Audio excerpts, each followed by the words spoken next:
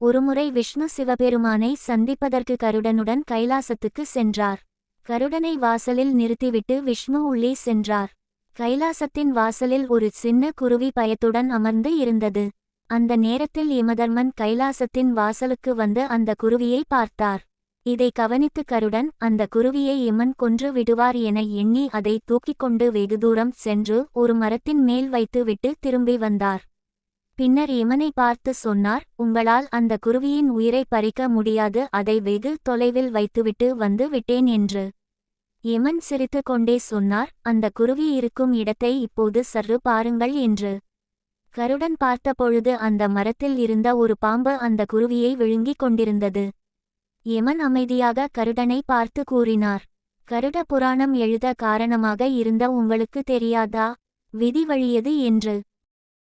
Please subscribe to my channel.